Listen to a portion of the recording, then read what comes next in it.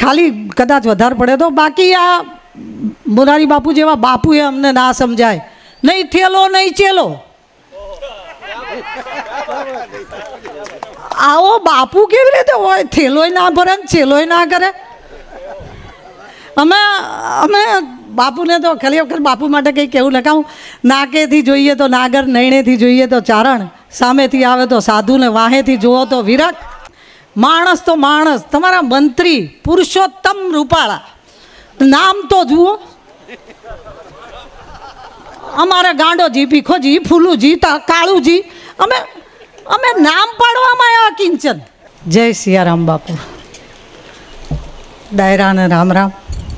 મંચસ્થ પ્રબુદ્ધ નાગરોને જોઈને વૃદ્ધત્વ અથવા તો નિવૃત્તિ પૂરી કરું છું, એટલે એમની હાજરીમાં બોલવામાં જે ભૂલ થાય એ ચલાવી લેજો. ખરેખર રોજ સવારે આમને બેયને સાંભળીને દિવસ જાય છે મારો. સાહેબે બધું બહુ વધારે કહી દીધું, પણ હું ખરેખર તો મારો માળો સાચવીને બેઠી હતી. જે દિવસે મારે 2 બાળકો સ્કૂલમાં હતા એ દિવસે 4 બાળકો મારે હતા, એટલે એ સાથે કરેલી સ્કૂલ અત્યારે તો બહુ સરસ કામ કરે છે, પણ હવે સ્કૂલમાં કામ નથી કરતી. ડાયરાને પ્રણામ, નનકુ બાપુને પ્રણામ, મીણબાઈ માને પ્રણામ. મારા માટે આ પહેલી વખતની યાત્રા છે અહીંયા. પહેલાં મારી વાત કરું કે હું નાની નાની વાતો કરું છું એ કરું, પણ ભગત બાપુનું ડાઉ જમણું આંગણું છે એની એક વાત કરું. સૌએ પોતાની રીત પ્રમાણે જિંદગી અજવાળી છે. કોઈએ દીવો બાળ્યો છે તો કોઈએ જાત બાળી છે. ને ભગત બાપુ અને મેઘાણીજી બે આ મહુવાના દરિયા કિનારે વાર્તાઓ શોધવા વિચરે એ વખતે એક માજી વૃદ્ધ હોય ને ઉંમરવાળા ડગુમગુ માથે પથ્થર ઉપાડીને શેઠની હવેલી બને ત્યાં મજૂરી કરે. એટલે મેઘાણીજીથી ના રહેવાય એટલે પૂછે કે માજી આ ઉંમરે મજૂરી કરો છો? દીકરો નથી? એટલે કે દીકરો તો હતો ભાઈ, આ શેઠની જાત લઈને દરિયે ગયો ને પાછો થયો. એ કે શેઠે કંઈ વળતર બળતર આલ્યું કે નહીં? માણિયા હતા ને, કે શેઠે કંઈ વળતર દીધું કે નહીં? એટલે કે માં એનું જાજ પાછું થયું ને હું વળતર માગે. ભગત બાપુ કે લ્યો પૂછો આ બેમાં શેઠ કોણ? ભગત બાપુનું લોહી જેની રગોમાં દોડે છે અને મોરારી બાપુની જે ગળથુથી લે છે એવા સરવા કાનવાળા અને પાતળી જીભવાળા ચારણોએ જ્યારે મેં બોલવાનું ચાલુ કર્યું ત્યારે સૌથી પહેલાં વખાણ કરવાના ચાલુ કર્યા. મેં બોલવાનું ચાલુ નહોતું કર્યું, બોલતી તો હતી હું 30 વર્ષથી. મારા સંતાનોએ 6 મહિનાથી એને ઇન્સ્ટાગ્રામ પર મૂકવાનું કીધું મને કે તું આ રોજે છોકરાઓને રેક્ટ નામની એક સંસ્થા છે જ્યાં ગરીબોના બાળકો પોલીસની તલાટીની એવી પરીક્ષા આપવા માટે સૌરાષ્ટ્રના 250 દીકરાઓ ત્યાં મફત ભણાવીએ છીએ. અને મારી ઓળખાણ પહેલાં ના આપું ને પહેલાં એક સાધુની વાત મને જે ગમે છે એ કહું તો, એક દરિયા કિનારે બહુ સરસ વેપાર ચાલતો હોય એવો જગડુશા શેઠ જેવો શેઠિયો હોય અને એના વાણ દરિયે વણજ કરતા હોય. એટલે એને ખબર પડે કે દરિયા કિનારે સૌથી વધારે તકલીફ દરિયાની મધ દરિયે પાણી ખૂટે, અનાજ ખૂટે, બળતણ ખૂટે, દવા ખૂટે તો જહાજ હેરાન થાય છે. એટલે એમણે એવું નક્કી કર્યું કે હું એક સહારા નામનું જહાજ ફરતું કરીશ અને એ જહાજમાં બધી જ જીવનની રસ્તાની જરૂરી વસ્તુઓ છે. એના ઉપર એણે એક ભગવી ધજા લહેરાઈ, ધજા ઉપર સહારો લખ્યું અને કોઈ પણ જહાજને કંઈ પણ વસ્તુ ખૂટે એટલે થોડાક જ મહિનામાં બધા જહાજને ખબર પડી ગઈ કે આ સહારાનું જહાજ છે. બધાય પોતે કોઈ પણ વસ્તુની અગવડ હોય ત્યારે ત્યાં આવે અને એ જહાજમાંથી એમને જરૂરી વસ્તુઓ મળે. એક વખત ચાંચિયાઓ જહાજ લૂંટવા આવ્યા ને એટલે એક જહાજ લૂંટી કાઢ્યું. હવે સહારાનું જહાજ લૂંટાય તો વાંધો નહીં, એ ધજા લૂંટી લીધી અને ધજા પોતાના જહાજ ઉપર ફરકાઈ એટલે હવે એમને કોઈ જહાજ શોધવા જવાનું નહીં. બધા જહાજ એ સહારાની ધજા જોઈને સામેથી એમની જોડે આવે અને બેઠા બેઠા લૂંટે. સાચું જહાજ તો ફરે છે.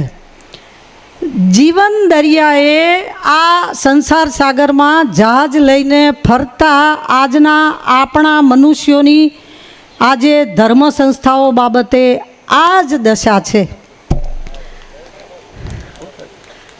આ જ દશા છે કે ચાંચિયાઓના હાથમાં ધજા જતી રહી છે અને માણસ માણસ શાંતિ લેવા, માણસ પ્રેમ લેવા, જ્ઞાન લેવા, માણસ ધજા જોઈને જાય છે, અંદર ચાંચીઓ બેઠો છે એ ખબર નથી.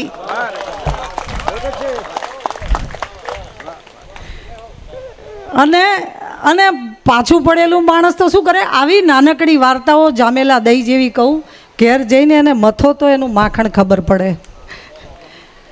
બીજી એક નાનકડી વાર્તા છે મારી પાસે, બાપુને લગતી છે, પણ હવે પહેલાં હું મારી ઓળખાણ આપી દઉં. હું જાતે રબારી છું. મારું વતન ઉત્તર ગુજરાત છે. પીત ફાડીને ઉગેલા પીપળા છીએ અમે. ગઢવી, ભરવાડ, રબારી અમે પીત પાડીને ઉગ્યા છીએ. અમે કોઈના ક્યારામાં રોપાયા નથી. મોટા ભાગના અમે અમારી પહેલી ભણેલી પેઢી છીએ. મોટા ભાગના અમારા બાપના અંગૂઠા ઉપર અમારા સર્ટિફિકેટ બનેલા છે. અને આજે તો મને એ વાતનો હરખ છે કે હિમાલય જેવડા દેખાતા બાપુની સામે મને બે શબ્દ બોલવાનો મોકો મળ્યો. હું નનકુ બાપુને અંતરથી પ્રણામ કરું. મારું ઉત્તર ગુજરાત વતન છે ને, જેમ હું અહીંયા પહેલી વાર આવી છું, તમે ત્યાં 3 મહિના રહો ને તો તમને ખબર પડે કે અમે કેમ ધપાવીએ છીએ. નહીં ગરવો ગિરનાર, નહીં નમણી કરનાર, નહીં દરિયો, નહીં કેરીઓ. ભગત બાપુ, મેઘાણી બાપુ, ગાંધી બાપુ, બાપુ બધાય તમારા.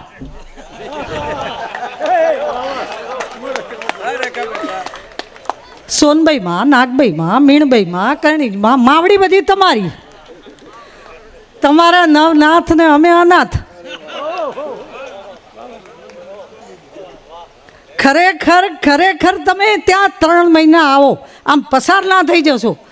જગત ચાક બહાર ફરે છે ને એ, અને જગત ચાર જે અહીંયા ફરે છે ને એ બેયનો ચાક ફેરવનારી અંબા મારા ત્યાં બેઠી, એટલે અમારું ના કર્યું. અને તમે આંટો દેવા આવો, નહીં તો તમે ગાંધીનગર ના વટો. નહીં અમારા ડાઈ ગીર, નહીં ગાંડી ગીર. તમે ગીરને ગાંડી કહો એટલે તો અમને આંખમાં પાણી આવી જાય. તમારે હાવદના ડાયરા, અમારે માણસના નહીં. નહીં ભવનાથ, નહીં સોમનાથ. આ કિંચન મેં તોય તમારો ને અપરંપાર અંબાણીએ તમારો. તમે તમે તમે અમારી કલ્પના કરો અમે કેમ ધપાવીએ છીએ. મારે 1200 ફૂટે પાણી નથી નીકળતું ને તમારે 12 આંગણીએ સિંગનું તેલ નીકળે છે. 1200 ફૂટે પાણી નથી બાપુ મારા બોરમાં. માણસ તો માણસ. તમારા મંત્રી પુરુષોત્તમ રૂપાળા, નામ તો જુઓ.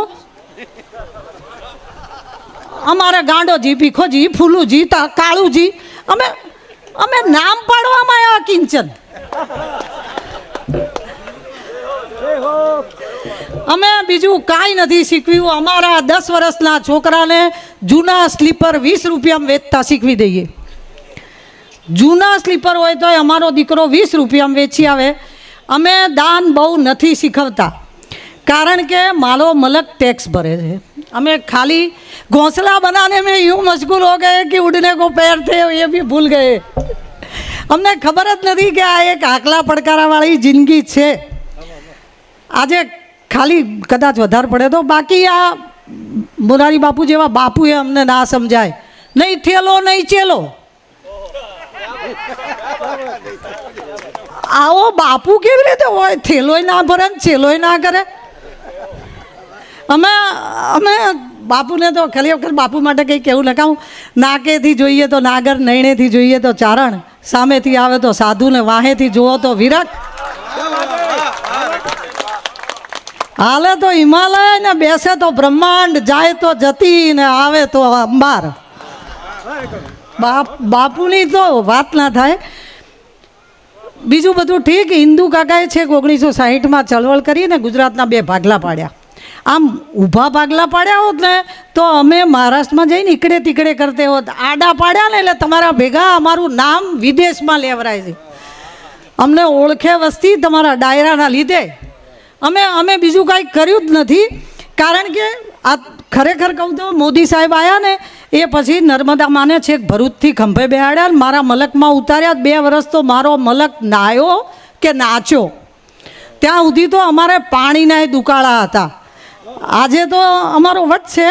પણ એક સીધી સાદી અન્યાયની વાત કરું તો ભારતનો નકશો તો જયભાઈ તો વિશ્વ ફર્યા છે, પણ ભારતનો નકશો જુઓ તો મથુરાથી દ્વારકા આવવું હોય ને તો મારી ઉત્તર ગુજરાત આવે આવે ને આવે તો 1 મહિનો મારા ત્યાં રહ્યા હોત ને તો અમારો વેપાર ચાલત. કેમ કૃષ્ણ અહીંયા આવીને બેઠા? હું વચ્ચે છું, મથુરાથી ડાયરેક્ટ નથી અવાતું, અમને કુદીન દ્વારકા આવીને બેઠા. કોક વસ્તુ અમારા માટે તમે મૂકી નથી, એ ઠપકો દેવા આવીશું. 125 વર્ષ જીવે. અમે પછી ભણતરથી ધપાવવાનું ચાલુ કર્યું. અમને ખબર પડી કે એના સિવાય છૂટકો નથી. મારી શાળા તો ઠીક, પણ મારો જિલ્લો પણ શિક્ષિત છે.